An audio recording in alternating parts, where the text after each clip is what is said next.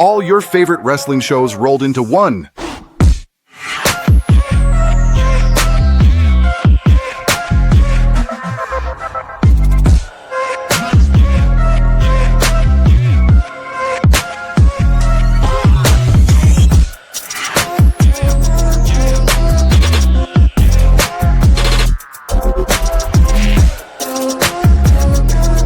Welcome to the We Book It podcast. Let's start the show.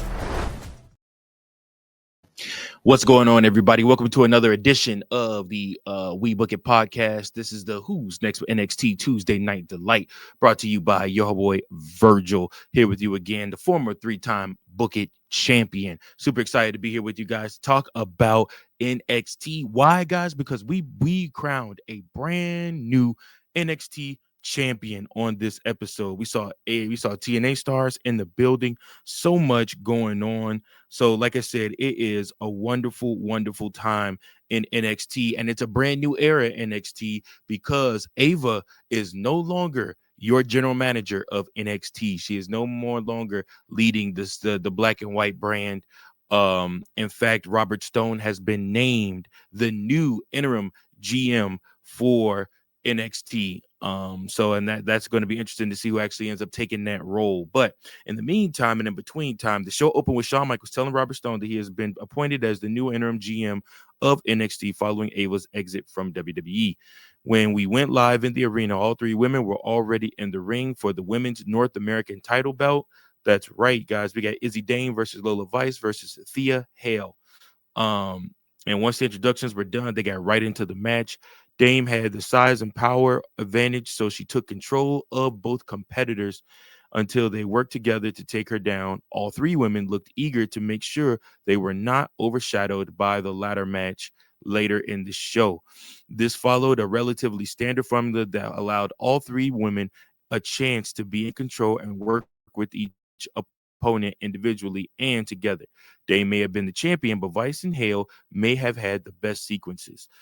Each of these wrestlers has their strengths and weaknesses, but they were able to work together well enough to make this feel competitive. So, Kaylani Jordan showed up and attacked Lola Vice by smashing her hand with a ladder she found under the ring. This allowed Dame to hit a powerbomb on Hale to get the win, and Izzy Dame defeated Vice and Hale. So, again, this was another great match, a great way to kick it off. The counter Vice used to get Hale into an armbar was smooth. Dame was wearing the match gear she made with Tatum Paxley, which seemed like an interesting choice given their recent issues. So we'll just have to keep an eye on that. But Izzy Dame is your North American NXT Women's Champion. Next up, guys, we finally hear from I want to call him the Lone Wolf. I don't know why, but he just gives me that type of feeling. But Tony D finally speaks. So after the break, Tony D made his way to the ring with some dramatic new entrance music and lights. It felt like a big change from his former Mafia gig. But then Tony said he had some things to get off his chest and asked for the house lights to be turned up so he could see everyone. He listed his accomplishments and said he used to be a happy man with family and friends. He said he needed to find out who he is by himself, and now he's back to punish Dark State. This was a strong promo to establish his new character while acknowledging his past. Having no interruption also helped too. Nobody came out. He was able to get all of that out.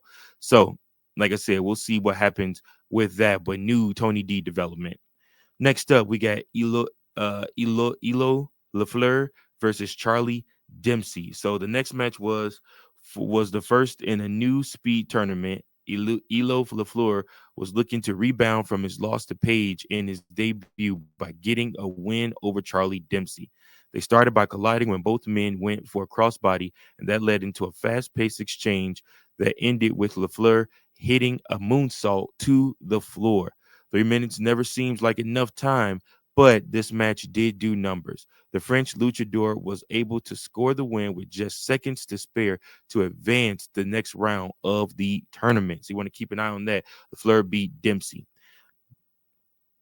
Next up, we got the Elegance brand versus Zaruca.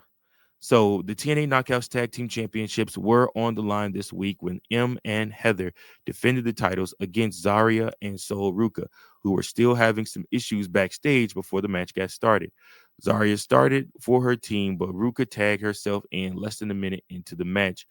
The crowd was giving Elegance Brand a lot of heat thanks to Concierge annoying everyone at ringside. But the challengers began having communication issues that allowed the champions to gain the upper hand and keep it through the break. Zarya had the chance to tag Ruka a few times, but she refused to, trying to prove she is the dominant one in this match. The tension has been building between Ruka and Zarya for months, but this is the first time it felt like a breakup was a certainty. Zarya had clearly checked out of the partnership, and they did a great job portraying that in this match. The fight itself was a pretty standard tag match, but the storyline definitely took priority over everything else, which is I've been telling you guys 4 weeks now, for months, really, it feels like that Ruka and Zarya need to break up. But Zarya ended up shoving each other a few times before they hit simultaneous spears to their opponents. A moment later, Ruka accidentally hit Zarya with the Soul Snatcher, which allowed Heather and M to finish her off for the win. So the Elegance Brand defeated Zaruca for the TNA Knockouts Tag Team Championships, and they retained their belts and leave TNA intact. So Zarya saying she never gets opportunities a few weeks after she fought for the Knockouts title was certainly a choice. Zarya shoved Ruka during their entrance. The double suplex from Zarya looked good. It's not an easy combo to pull off. Next up, we had Chase U versus Stax and Lexis King. So this match got started as soon as the show returned. There was no entrance and no introductions. It was a pretty abrupt way to start a match, but it absolutely helped save some time too. So this match really was short and predictable, but it had decent energy. Everyone was working hard, but they didn't have enough time to have anything of substance.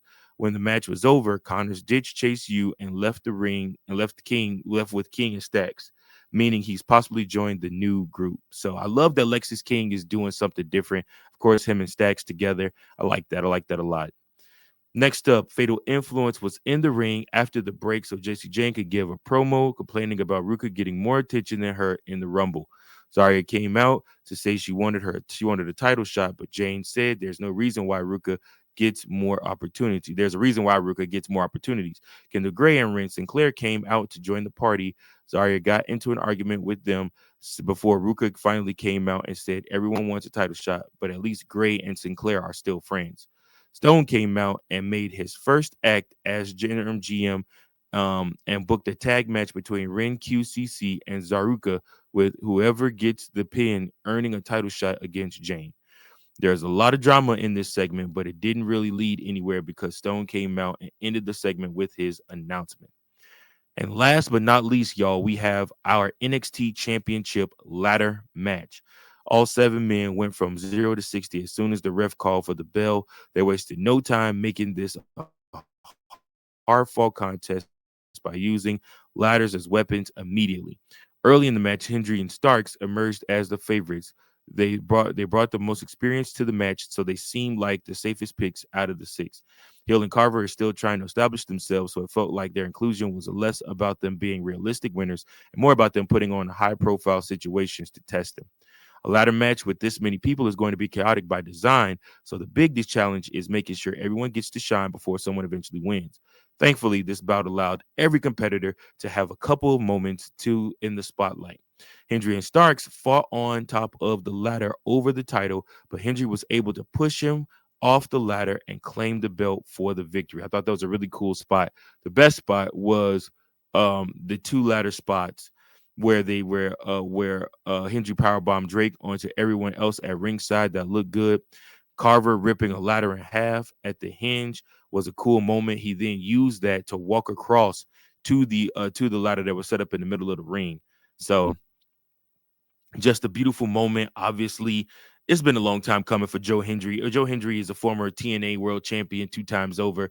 Joe Hendry has done so much in the business, and you just knew that he was eventually going to be able to get a shot at that NXT championship, and he did not disappoint. To his credit, he is now your new NXT champion. So I guess there's no need to ask who's next in NXT because Joe Hendry is now your NXT champion. Thank you guys so much for tuning into this episode. Make sure that you like, share, and subscribe. Let me know your thoughts on NXT's episode this week. And I appreciate you guys. Until next time,